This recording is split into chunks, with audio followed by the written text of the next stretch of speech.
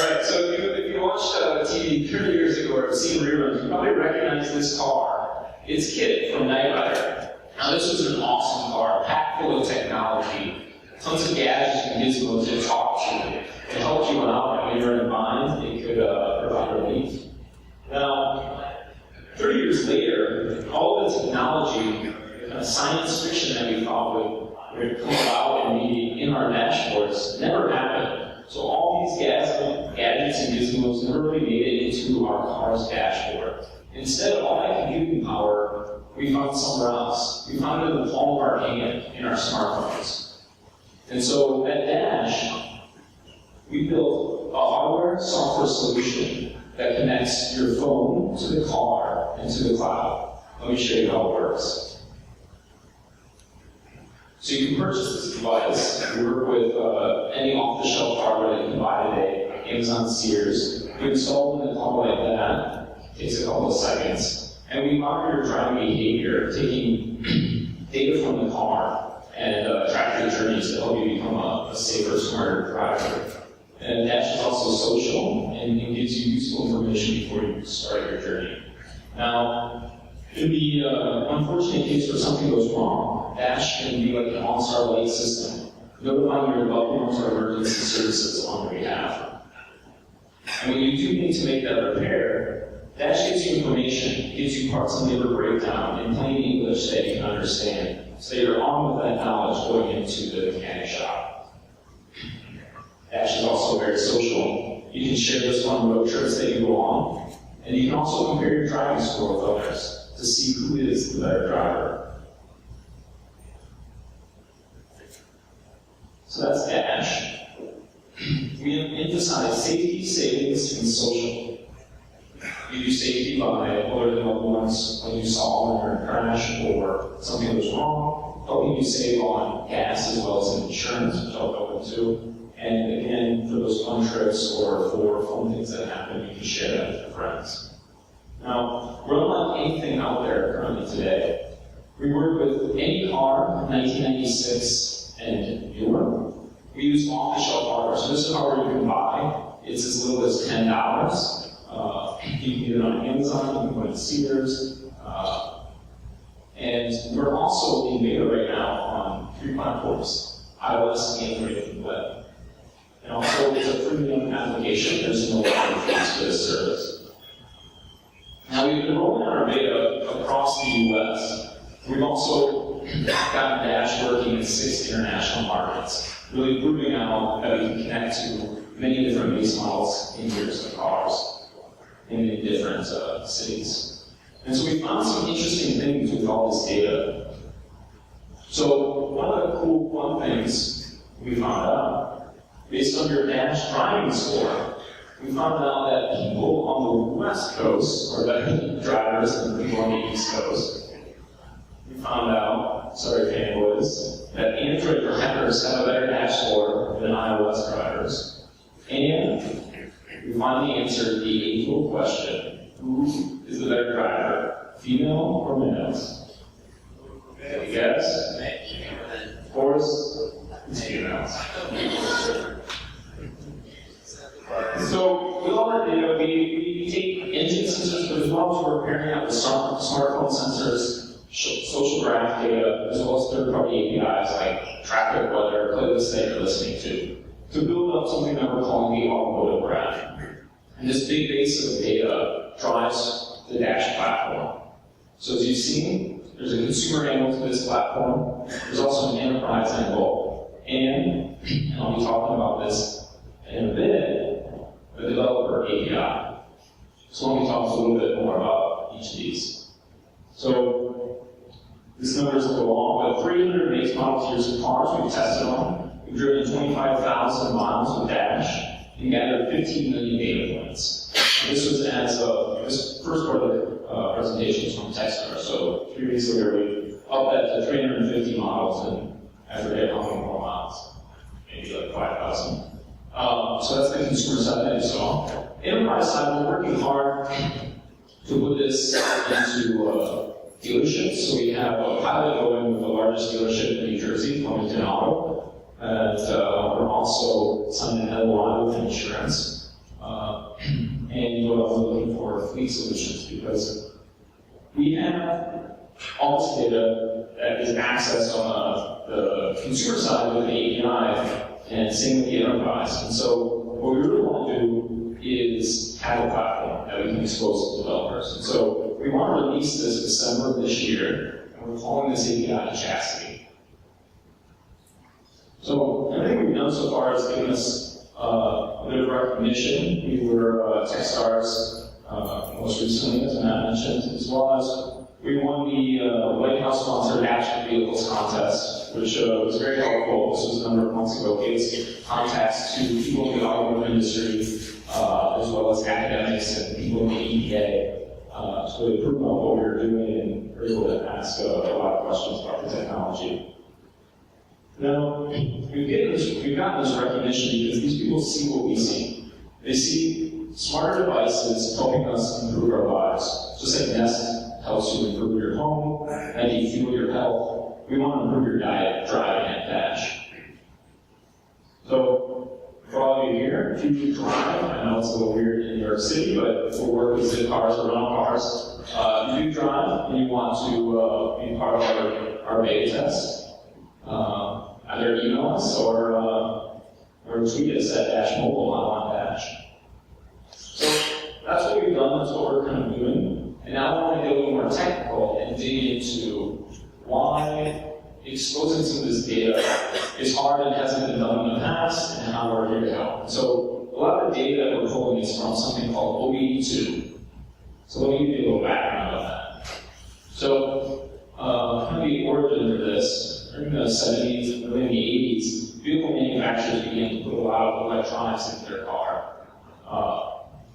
Also in 1970, one of the biggest things for OBD2 was Congress passed the Clean Air Act, which then began a series of emission standards across the US. In 1988, SAE, the Standard of Automobile Engineers, released a Connect report, which you'll see, and the first pass at OBD2. Of course, in 1996, legislation was enacted where all cars in that year had to have this OBD2. And in 2008, all vehicles were legislated to support the CAN protocol, which we'll get into that as well. And now, today, with the pairing of smartphones, we've seen a lot of movement in this space in terms of getting data from the car. So, what is OBD2 exactly? So this is a big simplification, but when people talk about OBD2, it means a lot of different things to a lot of people. So for some people, it means simply this reader, because this is the thing they have access to, this is what they plug into their car. But for this to work, we have to have a standard port, which is this J1962. And this is what exists in all cars, 96 ports. And that itself gets data from bus. And so there are many buses actually legislated. These are just for vehicles, heavy trucks have a different protocol, J1939. The ones we really talk about are these 5 protocols. And like we saw before, this CAN protocol was made in 2008 and afterwards. And so this is how you get information from all the little ECUs and electronic systems that are on in the car. So the bus takes data and varies it to these pieces, they present it back to the bus, and you can get it to your reader. Now, none of this would be useful unless you knew how to interpret the data.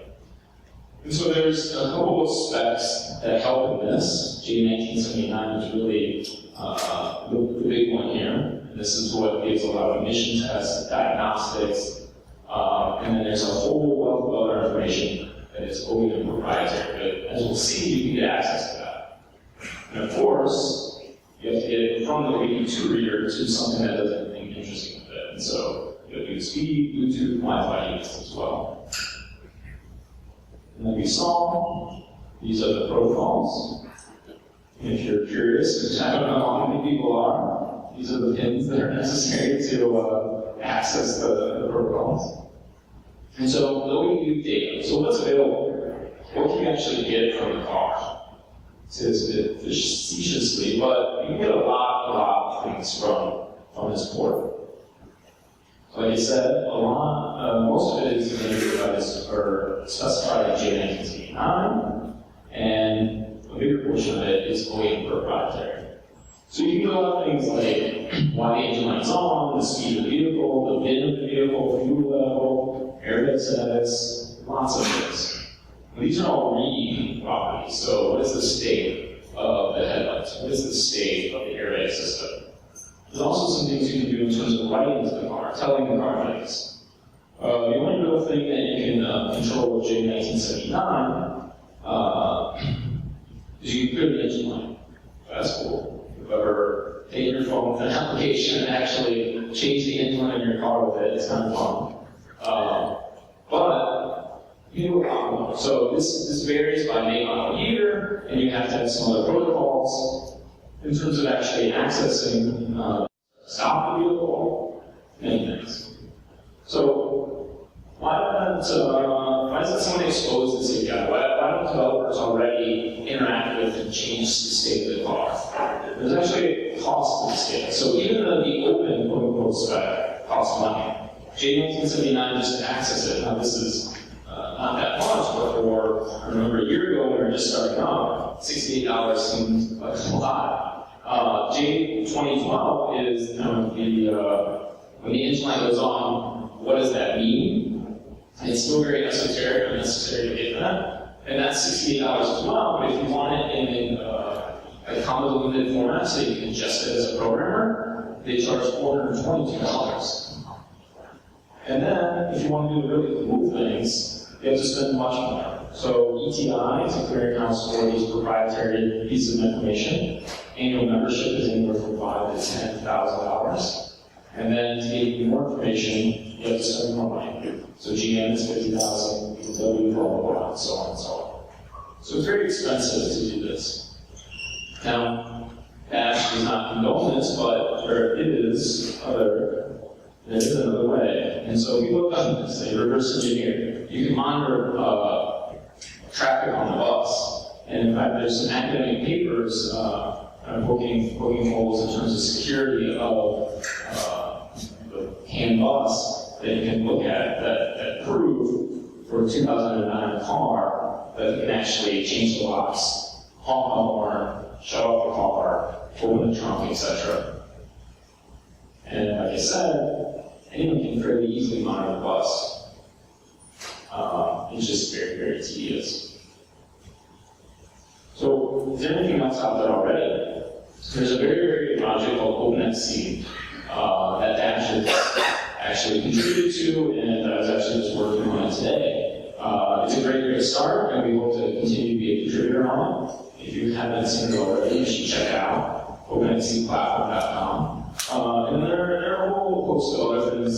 In terms of hardware, besides OpenXC, you can buy some cheap readers that Dash supports, but in terms of hacking on it, it's all closed source. And then the software, OpenXC is very good, but limited to maybe just a small subset of 4 vehicles at this moment. And the others that we've researched and found on GitHub are poorly tested, small number of users, not that very useful. And a lot of the codes are actually just wrong.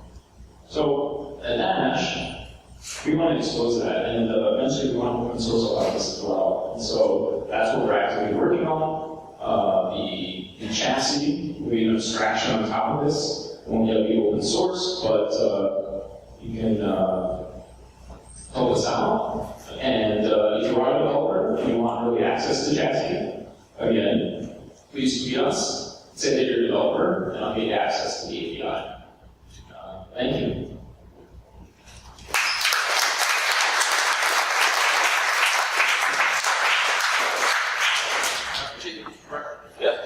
Steve Moran. For a few questions. So just one question from me, and then I'll get two people here. Tell us about the hardware part of this, so the little connector that you have. Tell us about how you designed this, how you manufacturing it, do you use that partners? Yeah, so this one we did not design.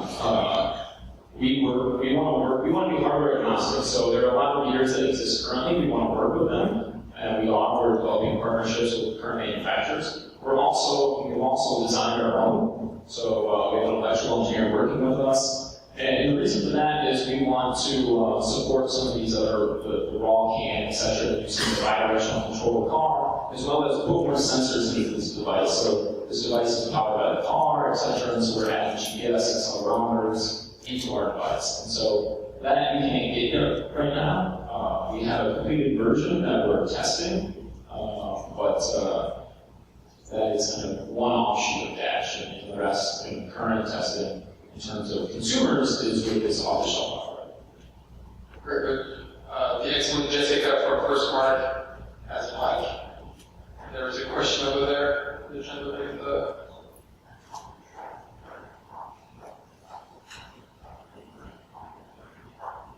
So, how are you? Sorry, you just start with the name of the company. Sorry. This is Ryan from Making Social Bicycles. So, everything data to the server, is it pairing with the mobile phone with Bluetooth, or what are you using to get it? Yep. So the majority of the hardware does not have any connection to the outside internet, and so we pull with Bluetooth the Wi-Fi to your phone, and then we leverage your current data plan that you already have to push that to the cloud. Now, there are some devices, Zergo manufactures a lot of subject ones, so if you wish to spend the extra money in terms of the data plan, you can have a device that directly sends to the cloud, and we're working on that as well.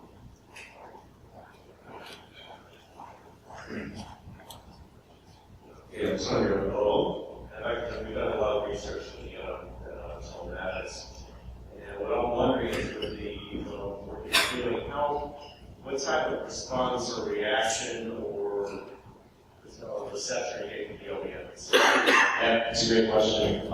So when we won the Astro vehicles, we were invited to SAE's World Congress in Detroit. And so we went there, and it varies by OEM. Some OEMs are more open to this, like Ford, as you see with their Open XC. Now, even though they're open and they're starting Open XC, they're still very restricted. So talking with the lead developer there, Chris Buckland, it was a whole show for them to even get approved the kind of like 10 codes that they can expose. And so they're not the most open about it, but they do see that more and more people are doing this, and it's kind of moving towards this. But they're not helpful in that. It would be very nice if they expose what we can get data through Bluetooth or through some other way. Now, they're kind of pushing their own platforms, like GM has their OnStar API, and we're integrating with that, but that's restricted because you have to have an active OnStar subscription, as well as the frequency with which you can pull data from that is not very often at all. Like, we can pull as fast as the cameras will allow, but the API for OnStar is only cached every 5 minutes. Great. Then we have time for one last one question.